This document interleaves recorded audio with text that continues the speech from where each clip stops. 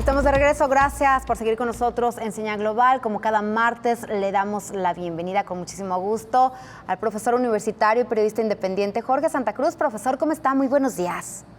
Hola, Ceci, muy bien, muy contento de estar con usted, con su audiencia, con el equipo.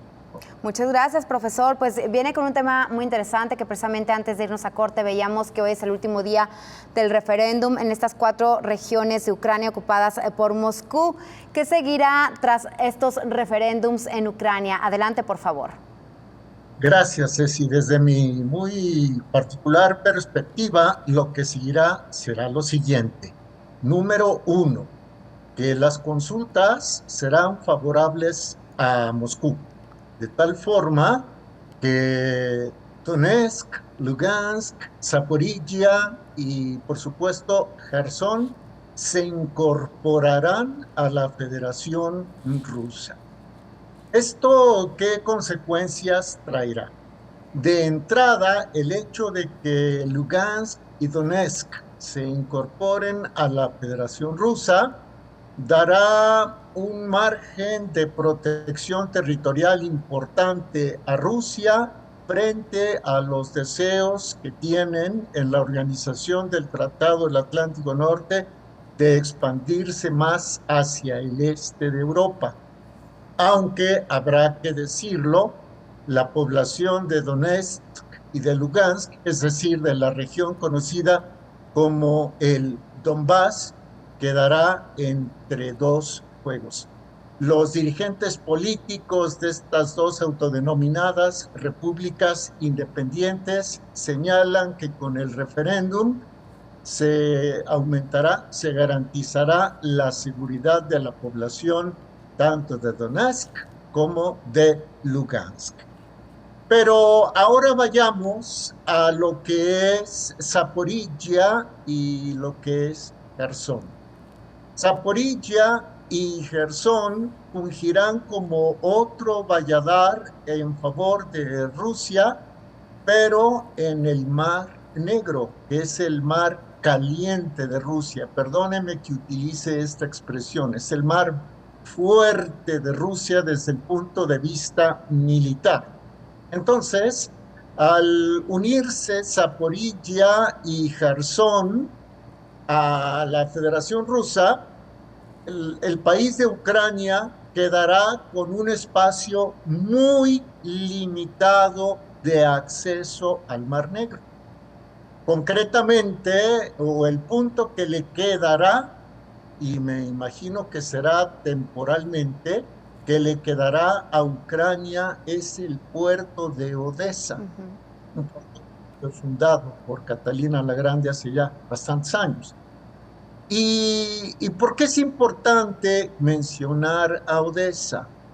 Porque en este puerto está el comando de lo que es la Marina de Guerra de Ucrania, pero además, Ceci, gentiles amigos que nos ven en Señal Global, es a través de Odessa que salen las 2/3 de las exportaciones ucranianas, que son exportaciones de cereales y exportaciones de acero.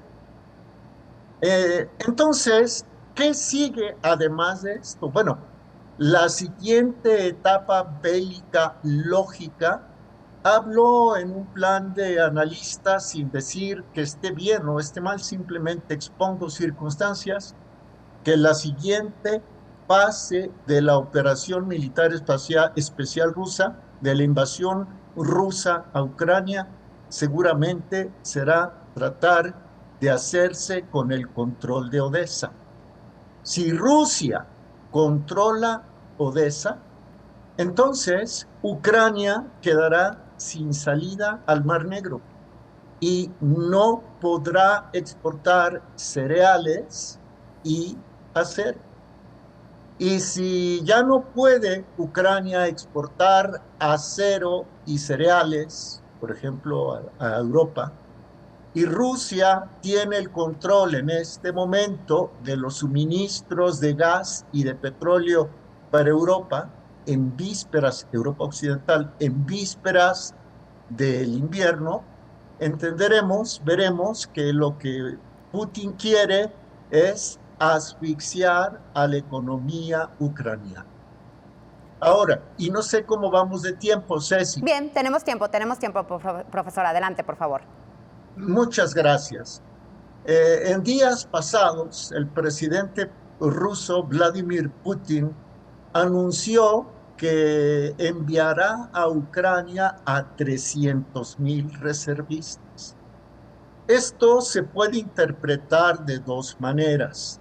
Una, que finalmente la resistencia ucraniana superó las expectativas de Putin y del alto mando ruso, pero también se puede interpretar de otra forma, como que Putin prepara a estas 300,000 tropas adicionales para consolidar los bastiones que ya logró en el Donbass, en Zaporizhia y en Gerson, para luego preparar entonces el intento de invasión y de control de Odessa.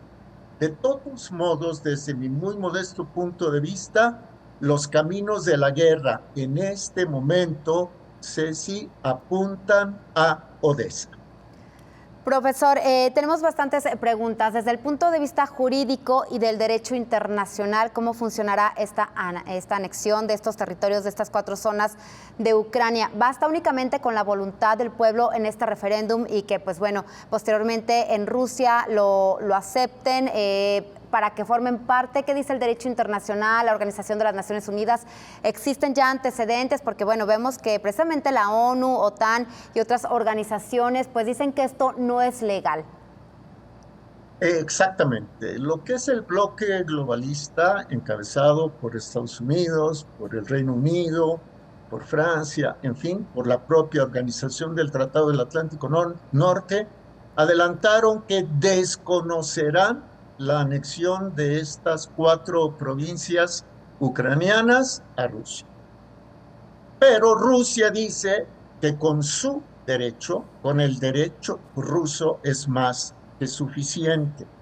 Entonces, no soy abogado, no podría responderle como un abogado internacionalista, pero sí le puedo responder como una persona que trata de estudiar la geopolítica diciéndole lo siguiente: la anexión será una victoria preliminar, tanto desde el punto de vista político como desde el punto de vista militar para el presidente ruso, y será un descalabro muy fuerte, sobre todo para el presidente de los Estados Unidos, Joe Biden, quien se encuentra a unos cuantos días, unas cuantas semanas de las elecciones intermedias en los Estados Unidos del 8 de noviembre.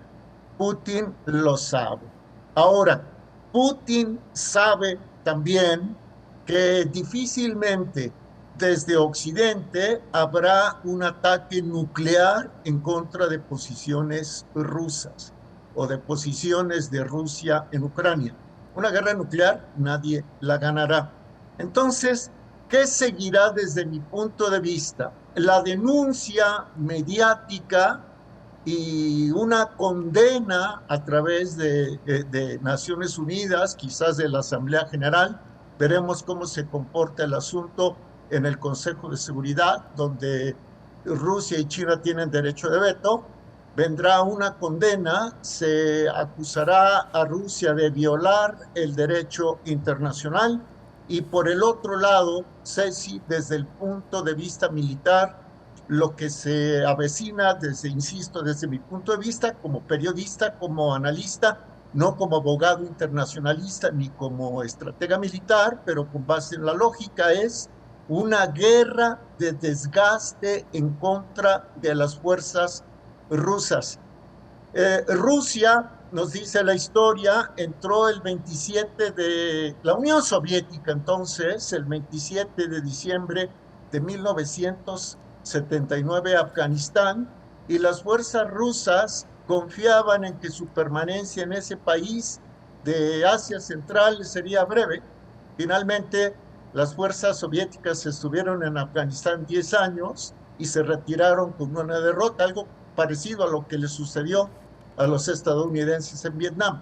Bueno, lo que los estrategas occidentales preparan, desde mi perspectiva, es una guerra de desgaste para tratar de evitar la reelección de Putin en el próximo periodo que apunta, si no me equivoco, espero no, será la elección en marzo del 2023. Pues algo, por supuesto, preocupante e interesante lo que está ocurriendo en esta zona del mundo. No quiero que se nos termine el tiempo, tenemos un minuto. ¿Qué nos puede decir de la victoria de Giorgia Meloni en Italia?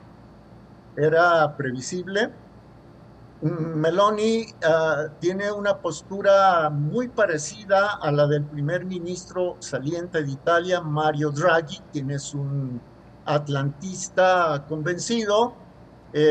Meloni es anticomunista y aunque llegó a adular en alguna ocasión a Putin, su posición será a favor de la OTAN. Lo interesante no está tanto ya en lo que decida Meloni, sino en sus aliados, en los que le ayudaron a ganar las elecciones. Me refiero al exministro del Interior, Salvini, y me refiero al expresidente Berlusconi. Salvini, de plano, es un crítico de las sanciones contra Rusia, pero Berlusconi tiene una posición ambigua. Berlusconi invitó a Putin a formar parte del grupo de los 8 a principios de la década del 2000, luego Putin se salió. Entonces habrá que ver qué tanta presión y cuál sea la postura que definan Salvini y Berlusconi y qué tanto pueden modificar lo que desde mi perspectiva será una postura a favor de la OTAN y en contra de Rusia, de esta política de extrema derecha, Giorgia Meloni. Perfecto. Ceci. Muchas gracias, profesor, como siempre. Nos vemos la próxima semana. Le mandamos un abrazo. Un abrazo. Gracias.